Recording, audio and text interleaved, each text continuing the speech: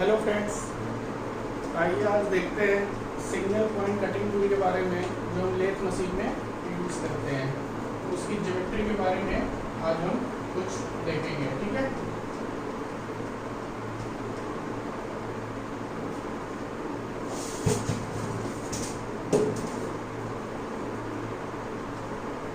इसकी हम ज्योमेट्री को देखेंगे कि इसमें जो कटिंग एज होते हैं वो कैसे होते हैं, इसमें एंगल्स कैसे लेते हैं, ये सारी चीज़ें आज हम देखेंगे इस वीडियो के अंदर। ठीक है, तो देखते हैं। आइए देखिए, मैं आपको कुछ दिखा रहा हूँ एज इट इज़ जैसा आप टूल यूज़ करते हैं लेथ मशीन पे, जिसको सिंगल पॉइंट कटिंग टूल के भी नाम से जाना जाता है। तो उसके बारे में उसकी ज्योमेट्री मैं यहाँ पे बनाने की कोशिश कर रहा हूँ।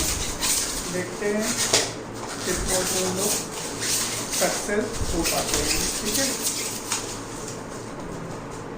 देखिए ये मान लीजिए मेरे पास एक ब्लॉक है। ठीक है, इससे मैं कटिंग टूल जो हम लेथ में यूज़ करते हैं, लेथ मशीन में सिंगल पॉइंट कटिंग टूल, उसको मैं इससे बनाने की कोशिश करता हूँ।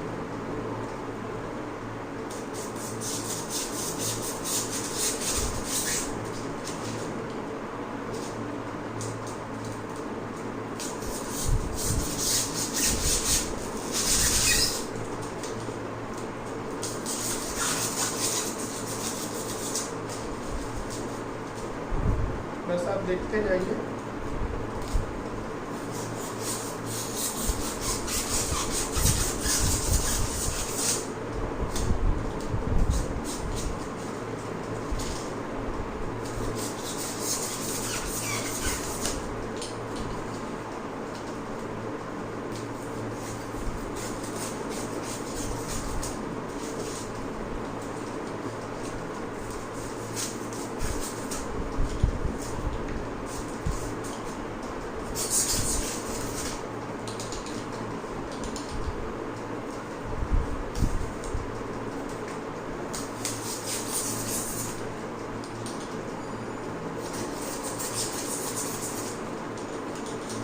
देखिए इस तरीके से कुछ मेरा जो मैं इसको सुधार कर लेते हैं ताकि आपको एंगल समझने में आसानी हो, है ना।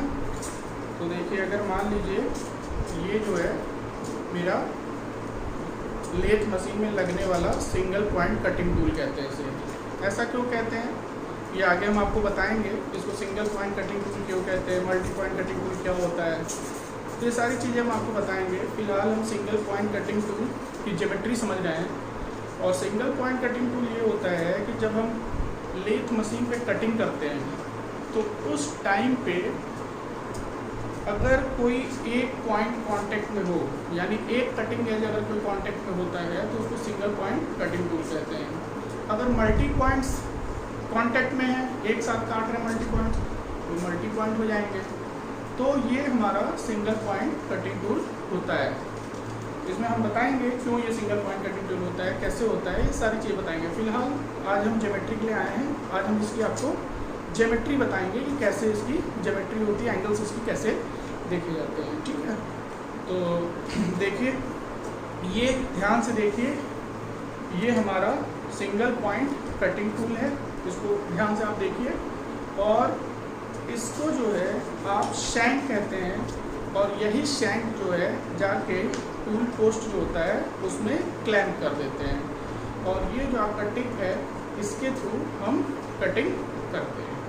तो अगर हम यहाँ पे ध्यान से देखें तो अगर मैं एंगल्स की बात करूँ कि साइड कटिंग एज एंगल क्या होता है, एंड कटिंग एज एंगल क्या होता है, या बैक रैक एंगल क्या होता है, या साइड रैक एंगल क्या होता है, या रिलीफ एंगल्स क्या क्या होते हैं, है ना।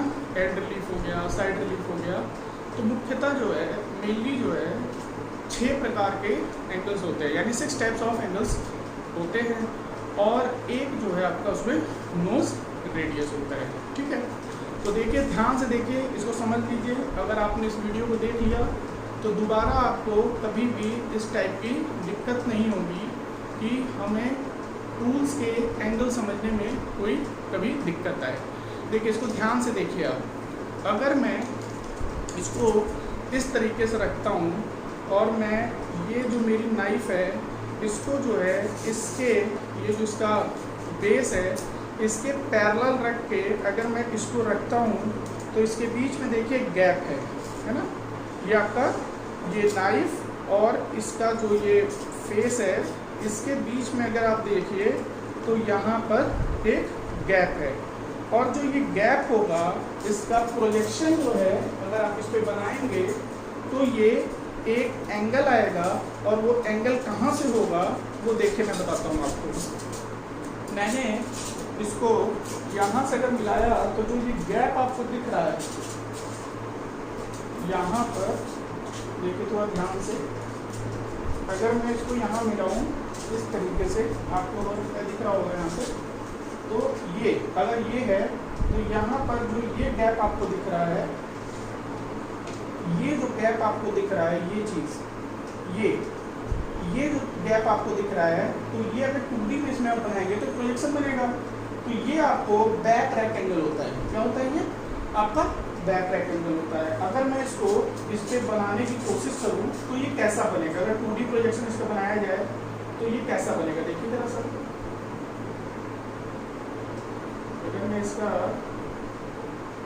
2D प्रोजेक्शन बनाता हूँ तो वो ऐसा बनेगा कुछ, और यहाँ से ये जो मेरी नाइफ है वो नाइफ बेस के पैरेलल जो है इस तरीके से चली जाएगी, है ना, इस तरीके से। तो यहाँ से एक एंगल बन जाएगा। तो इसको आप क्या बोलेंगे, बैक रैक एंगल। क्या बोलते हैं इसको, आप इसे बैक रैक एंगल बोलेंगे, है ना। इसको हैचिंग से दिखा देंगे तो ये हमारा प्रोजेक्शन है, तो इसको हम हैच करके दिखा देते हैं, ठीक है। हैचिंग वैसे आपको पता होगा कि इंटरनल क्रॉस सेक्शन दिखाने के लिए हैचिंग का यूज करते हैं। तो आपको क्या करना है, टूल लेना है, टूल इसके पैरेलल यहाँ पर एक लाइन खींचना है, और जो भी आपको गैप दिखेगा वही आपका बैक रैक एंगल हो गया। तो ये आपका क्या हो गया,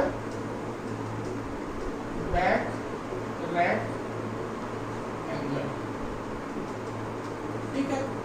अब नेक्स्ट देखते हैं, अगर मैं इस नाइफ को ऐसे किया है ना, ऐसे, तो यानी ये एकदम सीधा है ना। तो पैरेलली इस तरीके से मैं इस बेस के पैरेलल अगर इस नाइफ को ऐसे शिफ्ट करूँ, है ना, यानी ये पैरेलल है इसके, ये पैरेलल है। बात समझ में आ रही है, मतलब आप इसके मत देखिए, ये तो परपेंडिकुलर होगा इसका, इससे मतलब नहीं है। हमारा कहने का सेंस ये है कि ये जो प्लेन है हमारा उसके पैरेलल एक ये प्लेन मान लीजिए, लाइन मान लीजिए। इस नाइफ को सामने से देखेंगे तो लाइन की तरह दिखेगा। अब इस नाइफ को अगर मैं इसको उठा के और ऐसे ले आके इसके ऊपर ऐसे रखूँ, है ना, इसके ऊपर ऐसे रखूँ, तो अगर बहुत ध्यान से अगर आप देखेंगे तो एक आपको ध्यान से देखेंगे तो एक आपको यहाँ पर गैप दिखेगा। रुकिए मैं दिखाता हूँ कैसे दिखेगा आपको।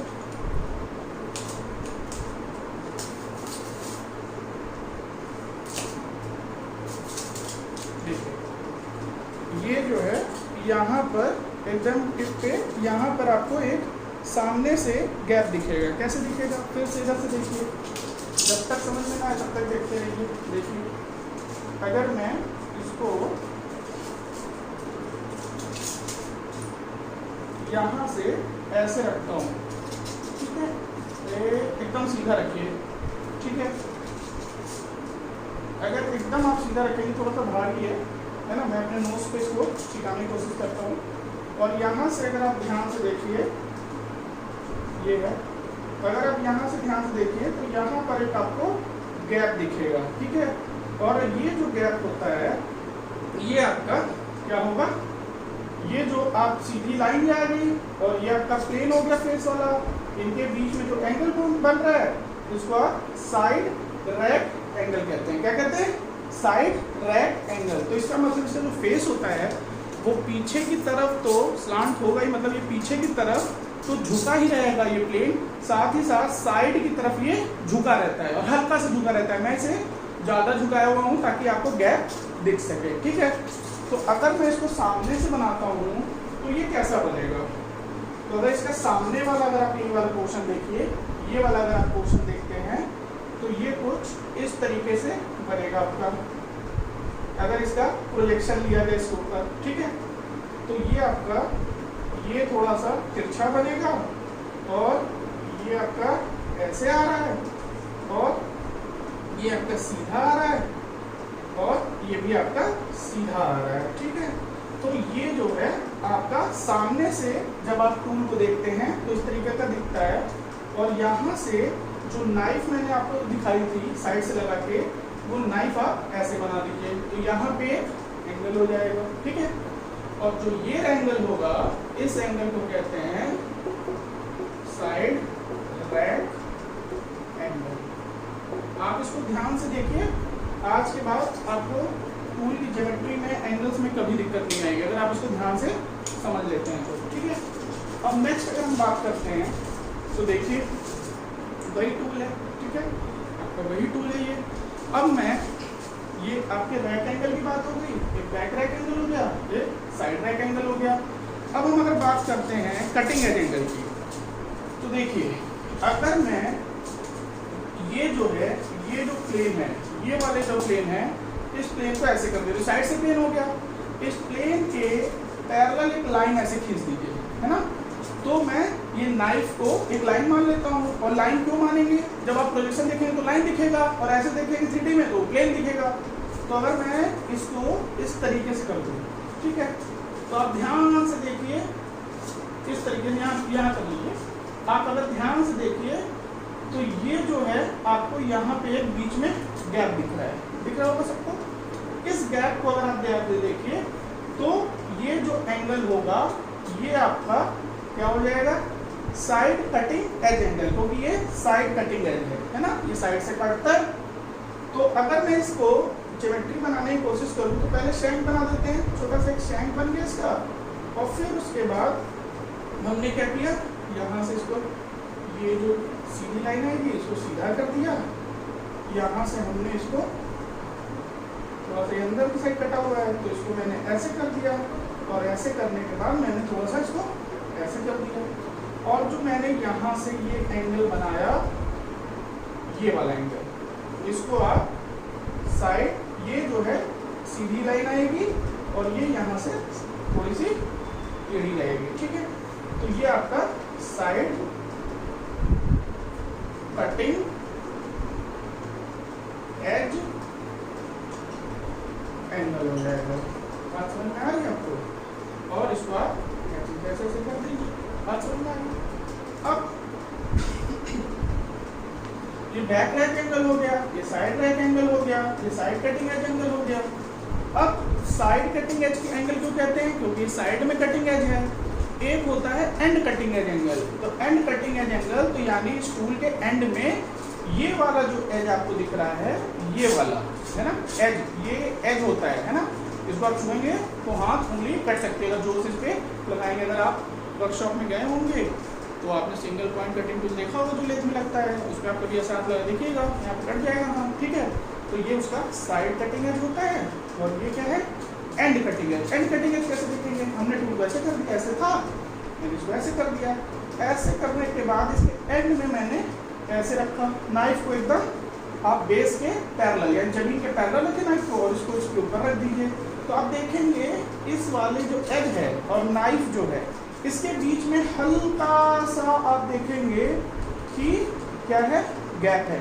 और जो ये गैप है यही आपका कौन सा एंगल है, एंड कटिंग एज एंगल है। मेरी बात समझ में आ रही है आपको, देखिए ये मैंने ऐसे रखा, और ये जो गैप होगा यहाँ पे, ये जो मेरा ये जो आपका मार्कर है इस गैप के अंदर चला जा रहा है। तो अगर इसको आप ऐसे मिलाएंगे तो ये एक एंगल हो जाएगा। तो चूंकि 3D है, पूरा आगे पीछे देखेंगे, इसको 2D प्रोजेक्शन इसका बना के देख लेते हैं हम लोग, ठीक है। तो कुछ नहीं करना है, वो ऐसे ही बनेगा जैसे ही बना हुआ है, और इसमें आपका यहाँ से एक लाइन खींच देंगे, और ये जो एंगल होगा आपका कौन सा हो जाएगा, एंड कटिंग एज एंगल, यानी इसी ये एंड कटिंग एज एंगल। आप समझ में आ गई। अब उसके बाद 1 2 3 4 एंगल्स मैंने आपको बता दिए, 2 एंगल्स आपके और बचते हैं। तो अगर मैं 2 एंगल्स की और बात करूं तो और कौन कौन से 2 एंगल्स इसमें होते हैं, तो देखिए 2 एंगल्स आपके और कौन कौन से होते हैं इसमें अगर हम बात करें तो देखिए इसको थोड़ा सा काट देते हैं, यहाँ पे एक्स्ट्रा एमोशन यहाँ पे लगा हुआ है। अब मैं अगर बात करूं तो यहाँ से अभी आपने ऐसे नाइफ लगाई, ऐसे नाइफ लगाई है ना, यहाँ से देखिए ऐसे नाइफ लगाई, ऐसे भी नाइफ लगा के देख लिया, इसके फेस पे भी नाइफ लगा के आपने देख लिया, साइड कटिंग एजेस पे भी नाइफ लगा के देख लिया। अब साइड वाला, साइड जो प्लेन है इसमें देखते हैं और एंड जो प्लेन है इसमें देखते हैं। तो यानी मैं अब नाइफ को ऐसे लगाऊंगा, ऐसे अगर मैं ऐसे नाइफ को लगाता हूं तो नाइफ हमेशा सीधी होनी चाहिए, यानी बेस के ये नाइफ परपेंडिकुलर होनी चाहिए। तो अगर मैंने इसको ऐसे किया और इसके बाद अगर ये परपेंडिकुलर है तो अगर आप ध्यान से इस प्लेन को देखेंगे तो इन दोनों के बीच में गैप है, सामने से देखिए दिख रहा होगा, बोलिए अगर आपको दिख रहा है तो बताइए। हाँ भाई बिल्कुल दिख रहा है, क्यों नहीं दिख रहा है। तो अगर मैं इसको बनाने की कोशिश करूं तो यहाँ पे अगर आप ध्यान से देखिए तो आपको समझ में आएगा। अभी मैं इसका प्रोजेक्शन बना के आपको दिखाता हूँ, देखिए देखिए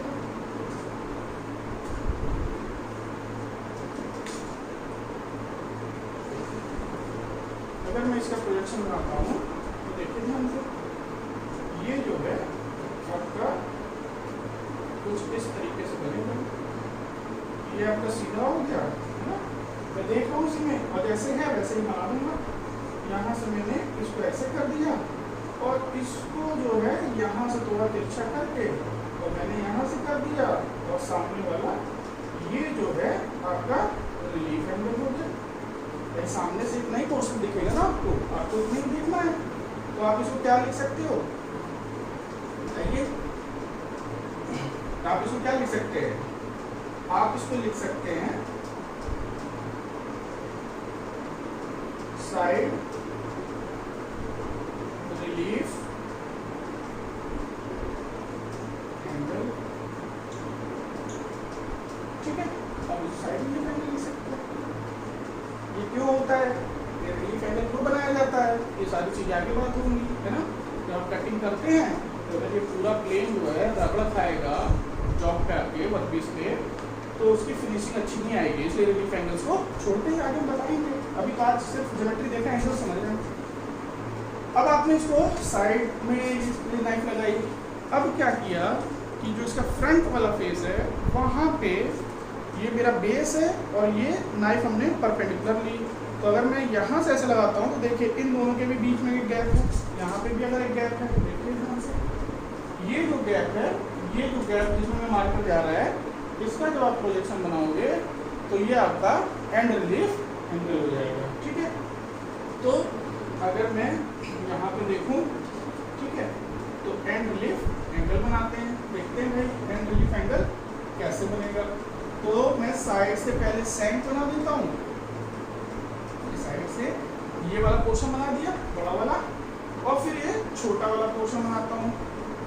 तो यहाँ से मैंने ऐसे कर दिया, ठीक है, और यहाँ से इसको ये देखिए इसके बराबर होना ना, और यहाँ से जो है मैंने इसको थोड़ा ऐसे कर दिया और ऐसे करके ऐसे किया। तो ये जो एंगल होगा ये आपका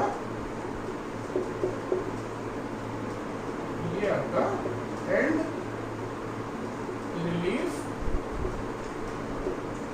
एंगल हो गया। बात समझ में आ रही है।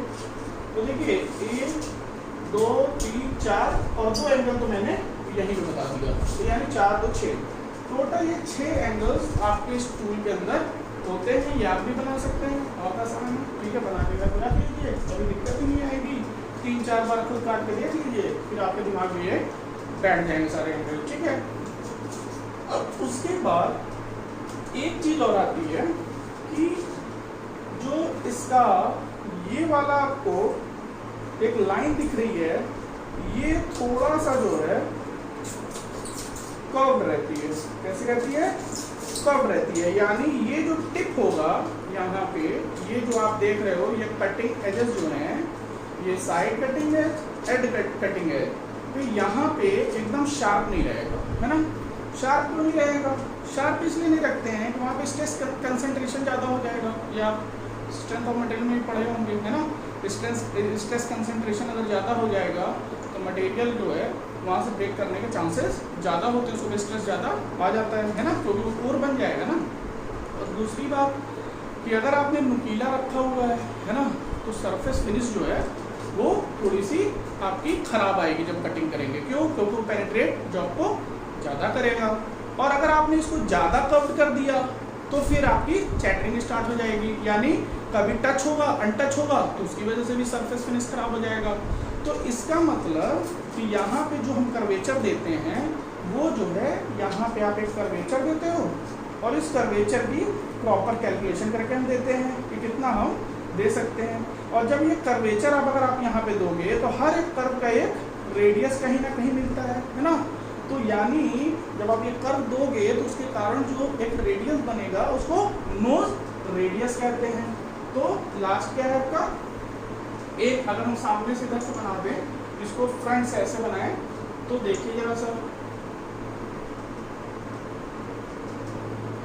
इसको मैं ऐसे बनाता हूँ ये, और यहाँ से मैंने इसको थोड़ा सा इधर से ले लीजिए, यहाँ से मैंने ऐसे बनाया, और ये जो है यहाँ पे आपका एक कर्वेचर रहेगा। जैसे आपका यहाँ शार्प है तो ये शार्प नहीं रहता है, यहाँ पे हल्का सा एकदम कर्वेचर रहेगा, ठीक है। और ये कर्वेचर जब करेंगे तो हर एक कर्व का कहीं ना कहीं रेडियस होता है, तो उसको नोज रेडियस के नाम से हम लोग जानते हैं। किसे जानते हैं? नोज रेडियस, ठीक है। तो ये आपका 7 चीजें हैं जो मैंने आपको बताई, ठीक है। अब इसके बाद इस पे कैसे कटिंग करते हैं, ऑर्थोगोनल कटिंग क्या होती है, ऑब्लिक कटिंग क्या होती है, इस पे जो है ये बाद में सारी चीज़ें डिस्कस होंगी, ठीक है। तो फिलहाल अभी आगे इसमें और चीज़ें देखते हैं। अब इन एंगल्स को डिनोट करने के 2 सिस्टम हैं। एक जो है हमारा इंडियन होता है जिसको ऑर्थोगोनल ट्रैक सिस्टम ORS भी कहते हैं, है ना। और एक जो होता है ANSI होता है ना, यानी अमेरिकन स्टैंडर्ड होता है, ठीक है। और दोनों पे जो है क्वेश्चंस आते हैं एग्जाम में, ठीक है। इस बात को ध्यान रखिएगा। तो अगर मैं आपसे ये कहूँ कि ये आपने 7 चीज समझ ली, अब इसको एक जगह जरा लिख के देखते हैं हम लोग, ठीक है।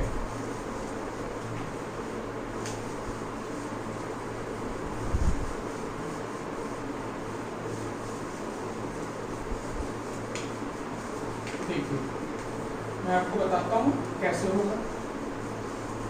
देखिए अगर मैं बात करता हूँ अमेरिकन स्टैंडर्ड का ANSI और ASA भी इसे कहते हैं, है ना, दोनों में से आप कुछ भी इसको कह सकते हो, ठीक है। तो आपको एक चीज के अंदर याद रखनी है कि ऐसा नहीं है कि ये एंगल्स को जहां हम मन करेगा वहां लिख देंगे। इसका एक सीक्वेंस है, प्रॉपर सीक्वेंस है, उसी सीक्वेंस में आपको याद रखना होता है।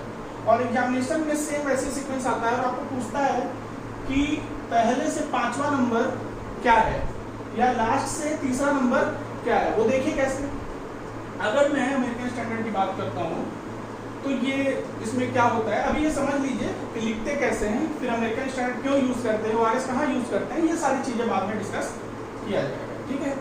तो सबसे पहले आपको याद रखना है रैक, दूसरे नंबर पे याद रखना है रिलीफ, और तीसरे नंबर पे याद रखना है कटिंग, और चौथे नंबर पे याद रखना है नोज रेडियस। ये सीक्वेंस आपको रटना ही पड़ेगा, आप कुछ इसमें कर नहीं सकते। आप चाहे इसका ट्रिक निकाल लीजिए, RRC लिख दीजिए, लेकिन ऐसा ना हो कि रिलीफ को पहले बोल दीजिए। पहले रैक रहेगा, फिर रिलीफ रहेगा, फिर कटिंग रहेगा, तो 3 रट तो चौथा तो लास्ट में चला ही जाएगा, और इसी सीक्वेंस में आपको इसे लिखना होता है, ठीक। तो अब बात ये है कि रैक एंगल हमारे पास 2 हैं, अभी हमने बताया, एक बैक है एक साइड है। रिलीफ मेरे पास दो है, कौन सा? Side relief, and relief. फिर उसका cutting, side cutting, and cutting. तो सारे के सारे जो एंगल्स हैं हमारे, वो सारे के सारे कैसे हैं? दो है ना भाई, सारे के सारे एंगल्स हमारे कैसे हैं? दो है ना। तो जब दो हैं सारे के सारे एंगल्स, तो कौन सा एंगल उसमें पहले लिखना है ये भी याद रखना है, और आपको याद रखना पड़ेगा, आप चाहे जैसे भी रखें, ठीक। तो सबसे पहले अगर हम रैक की बात करें, तो रैक में जो पीछे वाला होता है, यानी बैक रैक एंगल आपका पहले आएगा। चाहे बताओ, ध्यान रखिएगा, जो रैक एंगल होता है उसको अल्फा से जनरली डिनोट करते हैं। तो बैक रैक पहले आएगा, फिर बीच में डैश लगाते हैं, और फिर हम क्या लिखते हैं? Side rack. याद रखिएगा सीक्वेंस, पहले पीछे से स्टार्ट करते हैं, बैक रैक लिखते हैं, फिर साइड रैक लिखते हैं, फिर उसके बाद क्या लिखते हैं? रिलीफ एंगल की बात आएगी, है ना। तो जब रिलीफ एंगल की बात आएगी, तो इसमें हम क्या करते हैं कि एंड वाला पहले लिखेंगे और साइड वाला बाद में। जैसे इसमें साइड बाद में लिखे हैं, इसमें भी साइड बाद में लिखेंगे। तो यानी रिलीफ को गामा से डिनोट करते हैं, और इसमें आप रिलीफ में क्या क्या होता है? दो होते हैं, एक एंड होता है, एंड वाला पहले लिख दीजिए और साइड वाला बाद में लिख दीजिए। बात समझ में आ रही है? फिर इसी तरीके से जब हम कटिंग की बात करेंगे, तो कटिंग वाले में भी ऐसा ही करते हैं। क्या करते हैं भाई? तो इसमें भी साइड वाला लास्ट में रहेगा, और दो तरीके के कटिंग होते हैं, एक एंड कटिंग होता है और एक साइड कटिंग। तो देखिए तीनों में जो साइड वाले हैं वो आपके किधर किधर हैं? बाद में आ रहे हैं, ठीक। और बाकी बैक एंड पहले आ रहे हैं।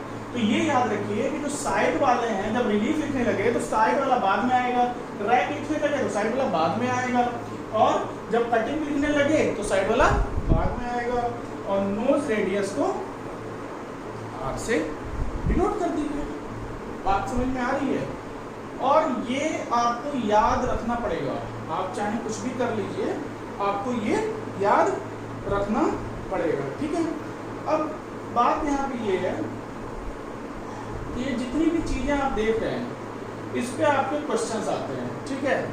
अब आपका एक जो है ये अभी अमेरिकन स्टैंडर्ड बता रहे हैं, इसके बाद आपका ऑर्थोगोनल होता है ना। तो ऑर्थोगोनल वाला अभी आपको बताएंगे, पहले अमेरिकन वाले में और चीजें देख लेते हैं। तो अगर इसमें पूछा जाए क्वेश्चन कैसे आएगा, है ना, तो अगर मान लीजिए आपसे कहा 5, 14, 3, 8, 9, 12, मान लीजिए इसको 1 लिख दिया, और डिग्री चाहे लगाए चाहे ना लगाए, आपको खुद समझना पड़ेगा इसको, है ना। और आपसे एग्जाम में पूछेगा कि अमेरिकन स्टैंडर्ड के अकॉर्डिंग जो है फर्स्ट से थर्ड नंबर यानी 3 डिग्री पूछ देगा डायरेक्ट, या पहले से वो स्टेटमेंट में या तो लिख देगा फर्स्ट से यानी स्टार्टिंग से थर्ड नंबर, या एंड से 5th नंबर, ऐसा कुछ भी कर सकता है वो, ठीक है। तो पूछेगा इस एंगल का नाम क्या है, तो आप यहाँ से देखेंगे, ये अगर आपको सीक्वेंस याद है तब तो आप बता पाएंगे, सीक्वेंस याद नहीं है तो बता ही नहीं पाएंगे, ठीक। तो यहाँ पे अगर आप ध्यान से देखिए तो ये क्या है? तीसरा एंड रिलीफ एंगल, तो यानी आपका ये क्या हो गया? एंड रिलीफ एंगल हो गया। फिर अगर पूछता है लास्ट से 5th तो वही होगा, फिर पूछता है कि लास्ट से 2nd पूछ देगा, है ना, और फर्स्ट से आपको कौन सा पूछ देगा? 6th पूछ देगा, या सीधे कह देगा 12 डिग्री बताओ क्या होगा। तो यहाँ ऊपर से ये देख लीजिए, ये सीक्वेंस याद है, तो सीधे क्या है? Side cutting angle.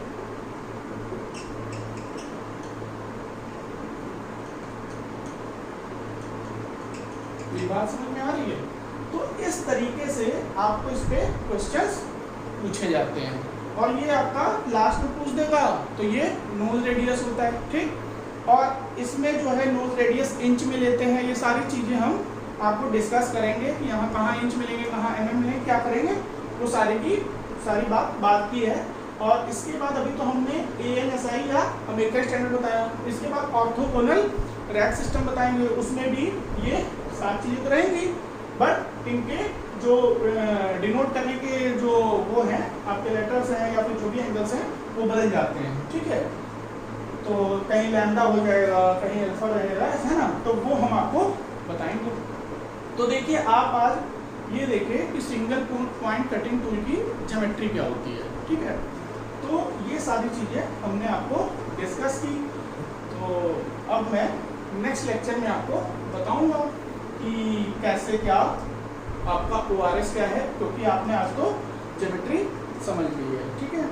और आपके जो भी पेपर्स हैं आने वाले उसमें इम्पोर्टेंस रखता है, ये अक्सर हर एग्जाम में देखा गया है, PSU में भी पूछा जाता है ना, अक्सर एग्जामिनेशन में इस पे से क्वेश्चंस पूछे जाते हैं, ठीक है।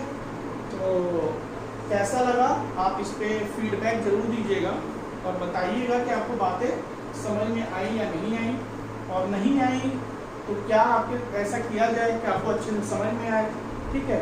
बाकी आप इसको सब्सक्राइब करिएगा, अगर अच्छा लगे तो शेयर करिएगा ज़्यादा से ज़्यादा हो सके तो। बाकी तो आपकी इच्छा है, आप जो चाहें वो कर सकते हैं, है ना। तो तब तक के लिए आप अपना ख्याल रखिए, फिर आपसे नेक्स्ट लेक्चर में मिलते हैं। जय